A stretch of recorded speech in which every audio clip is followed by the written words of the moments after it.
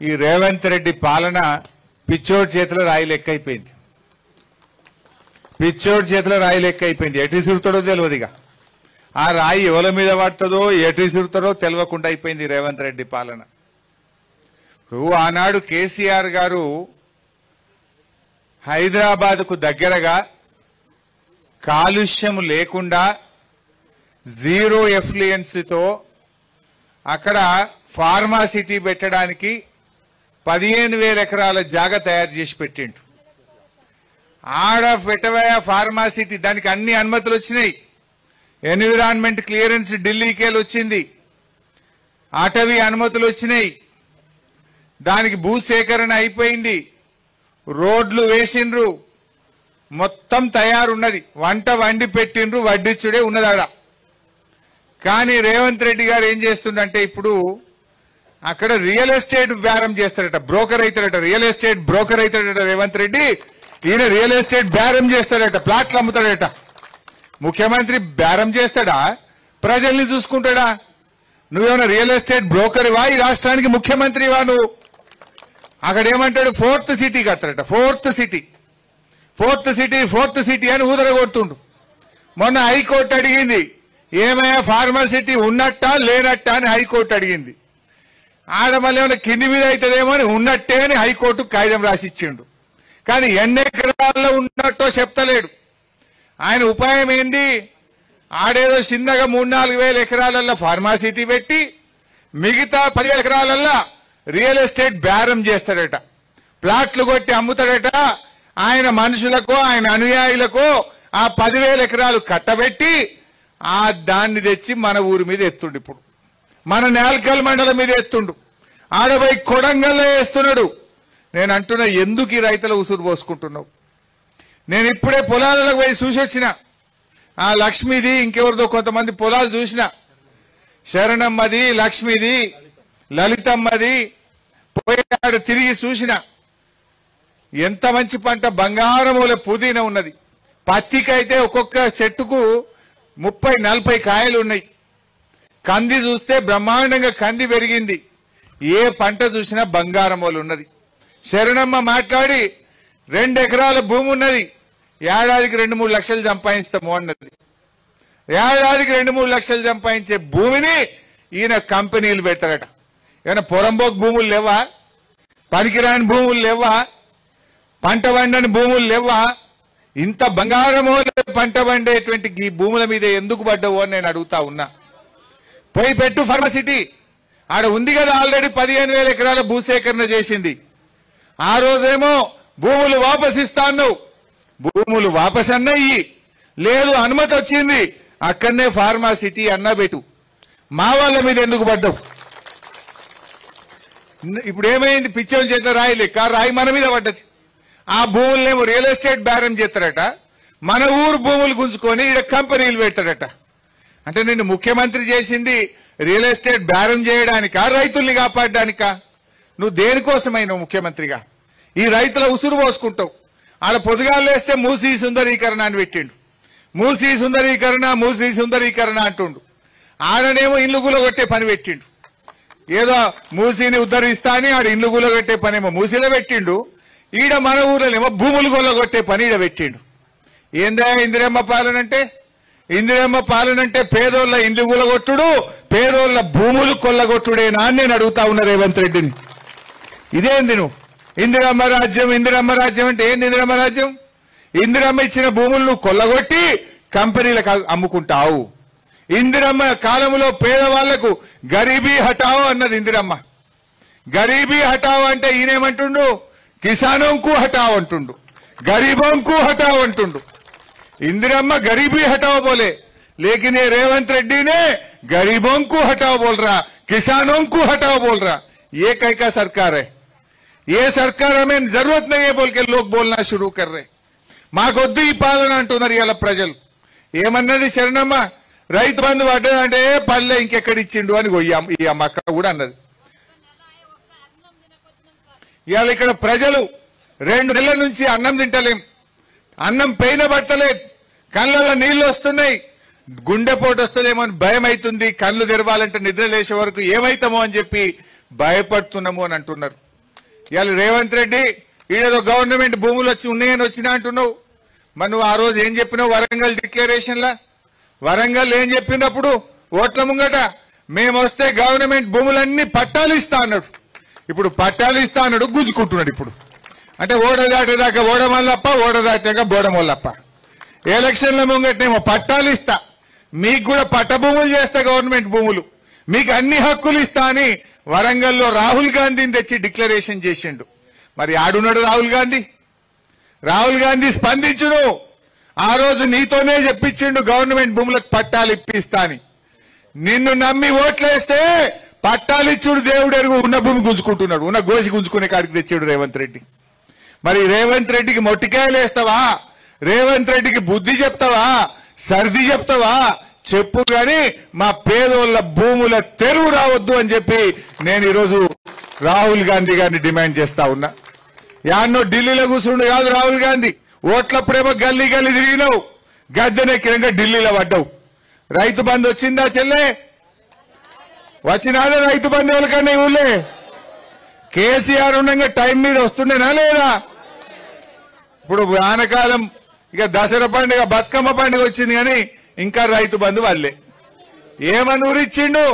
ఇగో ఇప్పుడైతే 10,000, మేమొస్తే 15,000 అన్నాడు. అన్నాడా లేదా? ఏమే 15 వచ్చినాయా 10 వచ్చినాయా? 15 రాపాయ 10 కూడా వాయ్. ఎక్కడ రేవంత్ రెడ్డి అంటే రుణమాఫీ అయినాదమ్మా అందరికీడా? రుణమాఫీ అయిపోయింది అంటుండు కదా ముఖ్యమంత్రి. అయిందంటుండు కదా, అయిందా? అలాంటి వినవడాలి రేవంత్ రెడ్డికి, వినవడాలి. హైదరాబాద్ సెక్రటరియట్లో కూర్చున్నాడు కదా. రుణమాఫీ అయినాదే మన ఊర్లో డప్పూర్లా, రుణమాఫీ అయినాదే, రైతు బంధు పడ్డాదే. మరి బతుకమ్మ సీరలు వచ్చినాయా? తులం బంగారం వచ్చిందా? చెప్పలే తులం బంగారం అంటే. ఈ రకంగా అన్ని అబద్ధాలు ఆడిండు రేవంత్ రెడ్డి. నేను ఎట్లా ఉన్నాడంటే ఈయన కథ, అన్న వస్త్రానికి పోతే ఉన్న వస్త్రం పోయిందట. మనమేదో ఆశపడితే మొదటికే ముంచే కాడికి తెచ్చిండు రేవంత్ రెడ్డి.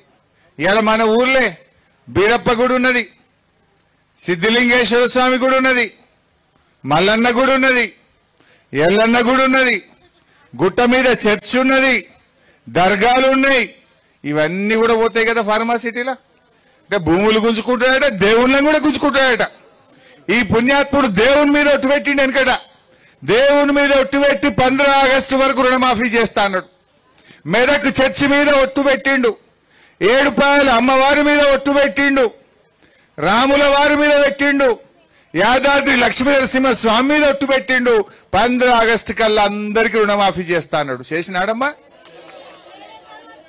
ఇప్పుడు అటు దేవుణ్ణి మోసం చేసిండు, ప్రజలను మోసం చేసిండు.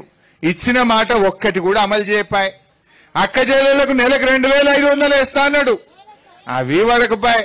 ముసలోళ్లకు 4,000 పింఛన్ ఇస్తా అన్నాడు, అది వడకపాయ్. రైతులకు 15,000 ఇస్తా అన్నాడు, అది వడకపాయ్. 100 రోజులు అన్నాడు, 300 రోజులు నిండినా. ఇప్పటికీ 300 నిండినా రేవంత్ రెడ్డి ఆయన కడుపు నిండే చూసుకుంటుండే తప్ప రైతుల కడుపు ఆలోచిస్తలేడు, పేదోళ్ల కడుపు గురించి ఆయన ఆలోచన చేస్తలేడు. ఈరోజు మనం ఆలోచన చేయాలి. నేను మీ అందరికి మనవి చేసేది ఒక్కటే, రేవంత్ రెడ్డి ఎట్టి పరిస్థితుల్లో మా డప్పూర్లో గాని, మా మాగిలో గాని, వడ్డీలో గాని ఈ 2,000 ఎకరాలు గుంజుకుంటే బీఆర్ఎస్ పార్టీ చూస్తూ ఊరుకోదు. మేం మీకు అండగా ఉంటాం. ఎవడొస్తాడో రమ్మన్, జేసీబీ వస్తుందా, ప్రొక్లైన్ వస్తే మాణిక్ రావు గారు నేను ఇద్దరం అడ్డం నిలబడతాం. మా మీదకి వెళ్ళిపోవాలి తప్ప మీ భూముల దగ్గరికి ఎవరిని రానిచ్చే ప్రశ్నే లేదు. ధైర్యంగా ఉండండి. అవసరమైతే మీకోసం గ్రీన్ ట్రిబ్యునల్ కు ఢిల్లీలో కోర్టుల కేసేస్తా మీకోసం, హైకోర్టుల కేసేస్తా మీకోసం. ఎందుకంటే ఆల్రెడీ గ్రీన్ ట్రిబ్యునల్ అక్కడ అనుమతి ఇచ్చింది ఫార్మాసిటీకి. అక్కడ అన్ని అనుమతులు వచ్చినాయి, ఎన్విరాన్మెంట్ క్లియరెన్స్ వచ్చింది. ఆడబెట్టకుండా ఈ బంగారముల పంట వండే భూములలో పెట్టడానికి ఎన్విరాన్మెంట్ క్లియరెన్స్ రాదు. గ్రీన్ ట్రిబ్యునల్ ఒప్పుకోదు. మీరు ధైర్యంగా ఉండండి, పానం ఇవ్వడానికైనా రెడీ ఉంటాం కానీ మీ భూములు పోనీయం. ఈ లంగాలు ఉంటారు, కొంతమంది బయలుదేరుతారు లోపల మన దాంట్లో సాటుకు తీసుకుపోయి ఇద్దరు ముగ్గురుతో సంతకాలు పెట్టించే కథలు చేస్తారు. జర జాగ్రత్త, ఒక్క మాట మీద ఉండండి. ఎవడొస్తాడో చూస్తా, ఎట్లొస్తాడో నేను చూసుకుంటా, నేనుంటాను మీకు అండగా నిలబడతా. మీరు మాత్రం ధైర్యం కూడా. ఏమొస్తాయి 15 లక్షలకు చెల్లె? ఏమన్నా వస్తాయా? ఇంత ఖర్చు అయిపోతుంది, ఇంత రోడ్డు మీద పడతాం. అమ్మగోళ్ళు అటు ఇటుని ఖర్చు పెడితే రేపు ఆగమవుతారు. ఇలా ఆడపిల్లలు అక్క చెల్లెళ్ళు కష్టపడి ఆ భూముల బంగారం వాళ్ళ పంట తీసి పెళ్లిళ్ళు చేసిండ్రు, పిల్లల్ని చదివించిండ్రు, ఇవాళ ఎంతో కష్టపడి చేసిండ్రు. నిజంగా మీ ఊరు డప్పూర్ ఎంత ఫేమస్. కోయిర్ జామకాయలు అంటే హైదరాబాద్ లో మషూర్, డప్పూర్ పుదీన్ అంటే కూడా నారాయణఖేడ్లో బీదర్లో మషూర్. అవునా కాదా? కోయిర్ జామకాయలు అంటే హైదరాబాద్ దాకా పోతుండే, డప్పూర్ పుదీనా బోయిన్పల్లి మార్కెట్ దాకా పోతుంది. పోదా? ఫస్ట్ డప్పూర్ పుదీనా కొట్టరు. బోయిన్పల్లి మార్కెట్ లో చాలా పుదీనాలు వస్తాయి. డప్పూర్ పుదీనాకు ఫుల్ గిరాకు ఉంటది, వాసన మంచిగా ఉంటది, మందులు తక్కువ ఉంటాయి. ఇది మషూర్ ఉంటది, మంచి పేరున్నది డప్పూర్ పుదీనా. గింత మంచి పంట వండే గీ డప్పూర్ మీదగా పిచ్చోని చేతిలో రాయి పడ్డట్టు మన మీద ఒకటి ఎత్తేసిండు. ఈయనకు మనం బుద్ధి చెప్పాలి. మీరేం భయపడకండి, మేముంటాం. ఎందుకంటే ఈరోజు అడుగుతున్న రేవంత్ రెడ్డి గారు, ఆడ 15,000 ఎకరాలు ఉన్నది కదా, నువ్వు మొన్న హైకోర్టుకు చెప్పినావు కదా, ఈయన్నే పెడతా ఫార్మాసిటీ అని చెప్పినావు కదా, మరి ఆడ పెట్టినాక మళ్ళీ మా డప్పూర్ భూములు నీకు ఎందుకు అని నేను అడుగుతా ఉన్నా. ఆడ పెడతాను, నువ్వు హైకోర్టుకు మొన్ననే కాగితం రాసిచ్చినావు. నువ్వు హుషారు చేయకు. ఆడ 15,000 5,000 ఫార్మాసిటీ పెడతా, 10,000 బ్రోకర్ పని చేస్తా, రియల్ ఎస్టేట్ వ్యాపారం చేస్తా, భూములు అమ్ముకొని సంపాదిస్తా అని పని చేస్తే మేము ఊకోం.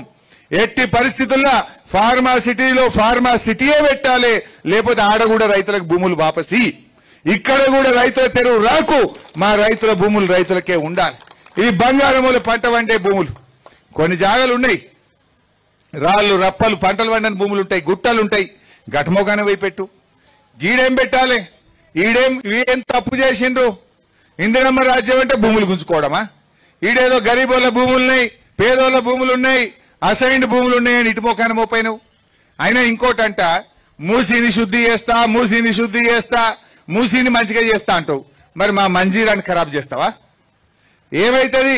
నువ్వు మూసీని మంచిగా చేస్తా, గోదావరి నీళ్ళు తెస్తా, నువ్వు తే మంచిదే వద్దంటున్నామా మేము? కానీ మా మంజీరా ఏం పాపం చేసింది? ఇప్పుడు ఈడ ఫార్మా కంపెనీ పెట్టిండ్రు అనుకో, ఈ చుట్టుపక్కల ఎన్ని వాగులు ఉన్నాయమ్మా? చిన్న వాగులు, 4 నక్క వాగు ఉన్నట్టుంది. తర్వాత అమ్మా చాకలి వాగు ఉన్నది, కోట వాగు ఉన్నది, నాల్కల్ వాగు ఉన్నది. ఈ 4 వాగులకెళ్ళి పోయి కిందికి పోయి ఎండ్ల కలుస్తాయి, శనగపల్లి ప్రాజెక్టులో పడతాయి. శనగపల్లి ప్రాజెక్టుకి వెళ్ళి ఆ పెద్ద వాగులకెళ్ళి మంజీరాలో పడతాయి. మంజీరాలో పడితే ఏమవుతుంది? మంజీరా మొత్తం కలుషితం అవుతుందా కాదా?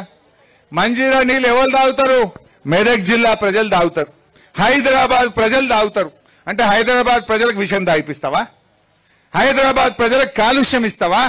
మెదక్ జిల్లా ప్రజలు ఆ కాలుష్యపు నీళ్లు, ఆ ఫ్యాక్టరీల నీళ్లు తాగాలనా? ఈడ ఫ్యాక్టరీలు పెడితే వాలెటున్నది? ఆ వాగులన్నీ కూడా శనగపల్లి ప్రాజెక్టుకి వెళ్ళి పెద్ద వాగులకెళ్ళి మంజీరాల పడితే ఈ కాలుష్యం అంతా మంజీరాల పడి మొత్తం నీళ్లు కాలుష్యం కావా? మంజీరా నీళ్ళు అంటే హైదరాబాద్ లో ఏమందరు? ఎవరైనా హైదరాబాద్ కొన్ని రోజులు పోయింది అనుకో, ఏడాది పోయి మళ్ళీ ఊరికి వచ్చింది అనుకో, అదే వీడికి మంజీరా నీళ్లు బాగా పడ్డాయిరా, తెల్లగా అయింది అంటారు. వీడు మంచిగా అయింది అందరు అనపోదురా, నీళ్లు బాగా పడ్డాయిరా వీనికి మంజీరా నీళ్ళు అందరు. అంటే పాలోస్ అంటే నీళ్ళు అవి, మంజీరా నీళ్ళు అంటే పాల లాంటి నీళ్ళు అవి. అందులో విషం కలుపుతాడట ఇప్పుడు రేవంత్ రెడ్డి. పాల లాంటి మంజీరా నీళ్లలో ఈడ ఫార్మాసిటీ పెట్టి ఆ విషపు చుక్కలు మంజీరాల కలుపుతావా రేవంత్ రెడ్డి అని నేను అడుగుతా ఉన్నా. ఇది అన్యాయం కాదా? ఒకవైపు ఏమో మూసీ శుద్ధి చేస్తా అంటావు, మూసీలో గోదావరి నీళ్లు కలుపుతా అంటావు, కలుపు. కానీ మరి మా మంజీరా ఏం పాపం చేసింది? ఈ మంజీరాలో ఈ ఫార్మాసిటీ పెట్టి ఈ విషపు చుక్కలు ఎందుకు వేస్తున్నావు రేవంత్ రెడ్డి గారు అని నేను అడగదలుచుకున్నా. ఇది అన్యాయం కాదమ్మా? అందువల్ల ఎట్టి పరిస్థితుల్లో అవసరమైతే మీరంతా పేదవాళ్ళు, మీకోసం బీఆర్ఎస్ పార్టీ హైకోర్టుకు పోతుంది, ఢిల్లీలో గ్రీన్ ట్రిబ్యునల్లో కేసేస్తుంది, మీ భూములు కాపాడుతుంది. మీరు ధైర్యంగా ఉండండి అని మనవి చేస్తా ఉన్నా. నేను ఇందాక చెప్పినట్టు కొందరు దొంగలు వచ్చి చీకట్ల సంతకాలు పెట్టించుకుంటారు, ఆశ చూపిస్తారు, దయచేసి మోసపోకండి. భూమి పోతే భూమి రాదు. ఈ బంగారం లాంటి భూములలో కాదు ఫ్యాక్టరీలు పెట్టాల్సింది. రాళ్ళు రప్పలు గుట్టల పొన్న పెట్టుకోగాని ఈ బంగారం వసంటి భూములలో పెట్టొద్దని చెప్పి నేను మనవి చేస్తా ఉన్నా. అందువల్ల మీరు మంచిగా ఉండండి. తప్పకుండా మేము మీకోసం కొట్లాడతాం, మీకోసం మీ భూములు కాపాడతాం. అంత ఇబ్బంది వస్తే నేను మాణిక్యరావు వచ్చి మీ ఊళ్ళోనే రూమ్ చూపించి ఈయనే పండుకుంటాం, ఆ జేసీబీలకు అడ్డం నిలబడతాం. ఎవరు వస్తాడో రమ్మని మేమందరం, మా చింత ప్రభాకర్ ఎమ్మెల్యే, మా క్రాంతి గారు, ఓఎస్సీ కాలనీలో గలం, బీసీ కాలనీలో గలం, మనిషికో దిక్కు పంటాం. ఏ మిషన్ వస్తుందో రమ్మని అడ్డం మేము పండుకొని మిమ్మల్ని భూములు కాపాడతాం. ఎవడొస్తాడో ఎట్లా వస్తాడో రమ్మని వాళ్ళ సంగతి మేము చూసుకుంటాం. మీరు భయపడాల్సిన అవసరం లేదు. ధైర్యంగా ఉండండి. పేదల బతుకులు, ఇందిరమ్మ రాజ్యం అంటే పేదల బతుకుడు కూల్చుడు కాదు, పేదల బతుకులు నిలబెట్టుడు. డూప్లికేట్ ఇది ఇందిరమ్మ రాజ్యం వచ్చింది, డూప్లికేట్ ఇందిరమ్మ రాజ్యం ఇది. ఈ రేవంత్ రెడ్డి అందులో జొర్రిండి నడిమిట్లా ముఖ్యమంత్రి కావాలని అన్ని పార్టీలు తిరిగిండిన. ఆ ఏబీవీపీలోకి వెళ్ళి టీఆర్ఎస్ లో వచ్చిండు, టీఆర్ఎస్లోకి వెళ్ళి తెలుగుదేశంలో దుంకిండు, తెలుగుదేశంలోకి వెళ్ళి కాంగ్రెస్ లో దుంకిండు. ఎన్నన్నా దుంకుతాడు, ఎన్ని అబద్ధాలన్నా ఆడతాడు. ఇలా మనకు అర్థమైతలేదా చెల్లె? గా ముసలికి ఇచ్చే పింఛనన్న టైంకి వస్తుంది ఆ మునుపటి లెక్క. కేసీఆర్ ఇచ్చే 2000 కూడా చక్కగా వస్తలేదు. మధ్యలో 2 నెలలు కొట్టిండు, మధ్యలో 2 నెలలు పింఛనే కొట్టిండు. అవి కూడా చక్కగా వస్తలేవు పింఛన్లు. 4000 నమ్మిచ్చిండు, ఇచ్చే 2000 కూడా చక్కగా ఇస్తలేడు. ఇస్తుండా? కేసీఆర్ ఉంటే ఈ పాటికి రైతు బంధు పడకపోవునా, మీకు పడినా పడకపోవునా? ఫోన్ టింగ్ను మోగుతుండే, పడి పైసలు పడి ఇంత దేనికన్నా ఖర్చులకు వనకొస్తుండే కదా బాయికాడ. ఇవాళ అవి కూడా రాకుండా అయిపోయినాయి. రుణమాఫీ అన్నాడు, అది సగం మందికి కూడా కాలే, చారణ మందికి అయింది, 12 మందికి కాలే. అన్ని ఉత్తమ ముచ్చట్లే. అయినా ఇవాళ మనం ఇక్కడికి వచ్చింది మీ భూములు కాపాడడానికి. మీ భూములు తప్పకుండా మేము కాపాడతాం. మొన్న కూడా మీరందరూ హైదరాబాద్కు నా దగ్గరికి వస్తామని అన్నారని మాణిక్యరావు సాబ్ చెప్పిండు నాకు. నేనన్నా పాపం అంత దూరం వాళ్ళందరూ వచ్చుడు ఎందుకు, నేనే వాళ్ళ దగ్గరికి వస్తా మాణిక్యరావు సాబ్ అని చెప్పినా, అందుకోసమే ఈరోజు మీ దగ్గరికి రావడం జరిగింది. ఇవాళ 80 ఎకరాల చెరువు ఉన్నది మన ఊర్లో. నేను మీ ఊరికి మీకు యాదుకుందో లేదో 2 పనులు చేసిన. మీ చెరువుకు నేనే వచ్చి ఆ రోజు కొబ్బరికాయ కొట్టి మిషన్ కాకతీయలో మీ చెరువు మంచిగా చేపించిన. ఒకసారి నేను వచ్చినప్పుడు మీ ఊరోళ్ళు మాకు సబ్ స్టేషన్ కావాలి సార్, కరెంటు సరిగా వస్తలేదు అంటే మీ ఊరికి సబ్ స్టేషన్ కూడా మన బీఆర్ఎస్ పార్టీ శాంక్షన్ చేసింది, నేనే శాంక్షన్ చేసిన. ఆ సబ్ స్టేషన్ వచ్చినాక కరెంటు మంచిగా కాలే మీ ఊరికి. మరి ఇటు భూములన్నీ గుంజుకుంటే సబ్ స్టేషన్ ఉండేం ఫాయిదా అవుతుంది, చెరువు ఉండేం ఫాయిదా అవుతుంది? బీఆర్ఎస్ పార్టీ ఏమో రైతులు బతకాలని చెరువు మంచిగా చేసింది, సబ్ స్టేషన్ పెట్టించింది. కాంగ్రెస్ వాడు వచ్చి భూములు గుంజుకుంటా అంటుండ్రు. గుంట నక్కోలు వచ్చిండు కొడుకులు. అయినా ధైర్యంగా ఉండండి. పోవు ఎట్లా పోతాయి? పోనిస్తామా మేము? ఎట్టి పరిస్థితుల్లో ఒక్క గుంట కూడా ఇక్కడ ముట్టనిచ్చే ప్రశ్నే లేదు. మీరు ధైర్యంగా ఉండండి. ఇప్పుడు ఫ్యాక్టరీ వస్తే ఏమైతుంది? 2 రకాల కాలుష్యాలు ఉంటాయి. ఒకటి వాయు కాలుష్యం, 2 నీటి కాలుష్యం. ఫ్యాక్టరీలో వదిలే రసాయనాలు మన పెదవాకేలి మంజీరాలకు పోయి నీళ్లు కలుషితమవుతాయి. మరి భూములని పోయినాక ఊర్లో అయితే ఇన్నే ఉండాలి కదా మనం. ఆ గాలి, అందులో నుంచి వచ్చే వాయు కాలుష్యంతో క్యాన్సర్ లాంటి ప్రమాదకరమైన వ్యాధులు వస్తాయి. భూములు పోయినా ఇళ్లలో బతకలేం మనం. ఆ రాత్రిపూట వదిలే పొగ, ఆ రాత్రిపూట వచ్చే చప్పుళ్ళు, దాంతో మీకు క్యాన్సర్ లాంటి ప్రమాదకరమైన వ్యాధులు వచ్చేటువంటి అవకాశం ఉంటుంది. 2 రకాల దెబ్బ తగులుతుంది. ఇటు వాయు కాలుష్యం, అటు నీటి కాలుష్యం. మీ ఊర్లో 130-140 బోర్లు ఉన్నాయి, 100-150 బాయిలు ఉన్నాయి. ఆ బాయిలలో నీళ్లు కలుషితమవుతాయి, బోర్లలో నీళ్లు కలుషితమవుతాయి, గాలి కాలుష్యం అవుతుంది, మంజీరా నది కాలుష్యం అవుతుంది. మన జీవితాలే ఆగమైపోతాయి. అంటే ఇవన్నీ మీరు అర్థం చేసుకోవాలి. భూములు పోయి ఇళ్లలో బతుకుడు కూడా కష్టమే అవుతుంది. ఈ దగ్గర ఫ్యాక్టరీలు పెట్టి ఆ పొగతో, ఆ వాసనతో మీ ఆరోగ్యాలు, మీ ప్రాణాలకు కూడా ముప్పు వచ్చేటువంటి అవకాశం ఉంటుంది. సో అందువల్ల మీరు ఐక్యంగా ఉండండి. 3 గ్రామాల ప్రజలు కూడా. ఎందుకంటే యాక్చువల్గా ఇట్లా భూమి ఉండదు. ఉపాధి కోల్పోయినప్పుడు 2013 భూసేకరణ చట్టం కింద 3 రకాల సాయం చేయాల్సి ఉంటుంది. మనం ఇచ్చేదే లేదు, కానీ మీకు మనసున బట్టి నీకు చెప్తున్నా, భూములు ఇచ్చేది లేదు, ఫ్యాక్టరీ ఇక్కడ పెట్టనిచ్చేది లేదు. కానీ దాని ఇంకో పద్ధతి కూడా మీకు తెలిసి ఉండాలి. కొంతమంది తెలియక అమాయకులు ఇప్పుడు ఆ మూసీ ప్రాజెక్టుల సంతకాలు పెడుతుండ్రు.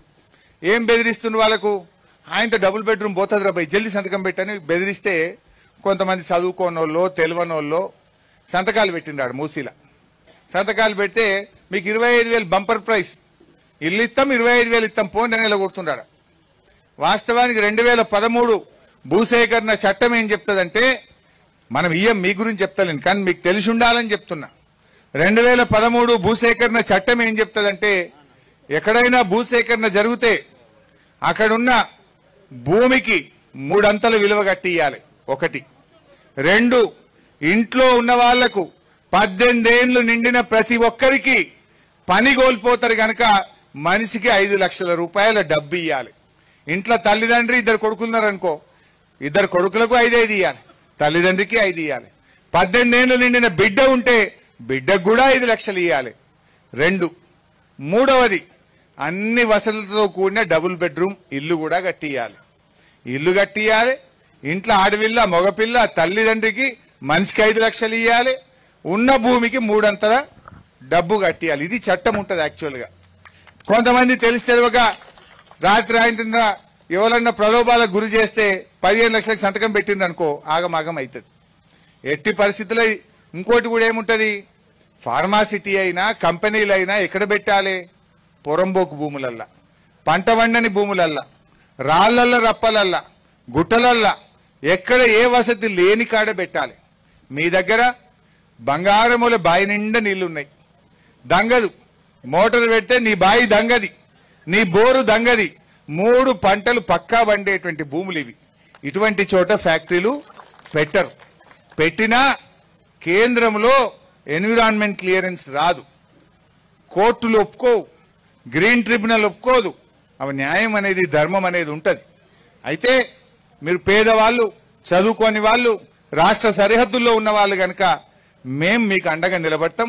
మీ తరఫున ఏ కోర్టులో కొట్లాడాలన్నా ఎక్కడ కొట్లాడాలన్నా మేం కొట్లాడి ఈ రేవంత్ రెడ్డి మెడలు వంచి మీ భూములు కాపాడతామని చెప్పి కూడా మనం చేస్తా ఉన్నాం.